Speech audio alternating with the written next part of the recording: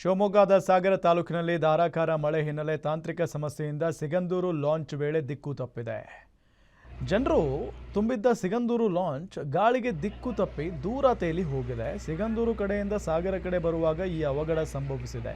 ಸಿಗಂದೂರು ಸೇತುವೆ ಕಾಮಗಾರಿ ನಡೆಸ್ತಾ ಇದ್ದ ಬೋಟ್ ಸಹಾಯದಿಂದ 100ಕ್ಕೂ ಅಧಿಕ ಜನರನ್ನು ರಕ್ಷಣೆ ಮಾಡಲಾಗಿದೆ. ಡಿಬಿಎಲ್ ಕಂಪನಿ ಬೋಟ್ ಸಹಾಯದಿಂದ ಲಾಂಚ್ ಅನ್ನು ಸುರಕ್ಷಿತವಾಗಿ ದಡಕ್ಕೆ ಎಳೆದು ತರಲಾಯಿತು. ಘಟನೆಯಲ್ಲಿ ಅದೃಷ್ಟವಶಾತ್ ಯಾವುದೇ ಪ್ರಾಣಾಪಾಯ ಸಂಭವಿಸಿಲ್ಲ.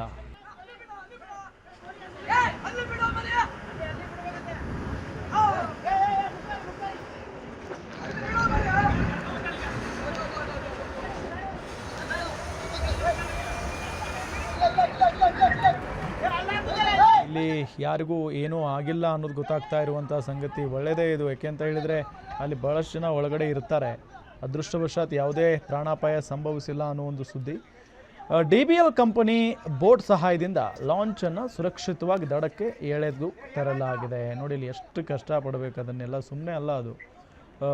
ಸಿಗಂದೂರು ಕಡೆಯಿಂದ ಸಾಗರದ ಕಡೆಗೆ ಬರುವಂಥ ಸಂದರ್ಭದಲ್ಲಿ ಈ ಅವಘಡ ಸಂಭವಿಸಿದೆ. ಸಿಗಂದೂರು ಸೇತುವೆ ಕಾಮಗಾರಿ ನಡೆಸ್ತಾ ಇದ್ದಂಥ ಬೋಟ್ ಸಹಾಯದಿಂದ 100ಕ್ಕೂ ಅಧಿಕ ಜನರನ್ನು ರಕ್ಷಣೆ ಮಾಡಲಾಗಿದೆ. ನೋಡಿ, 100ಕ್ಕೂ ಅಧಿಕ ಜನರು ಪಾಪ ಇದರಲ್ಲಿ ಹೆಚ್ಚು ಕಡಿಮೆ ಆಗಿದ್ರೆ ಮುಗೀತು ಕತೆ.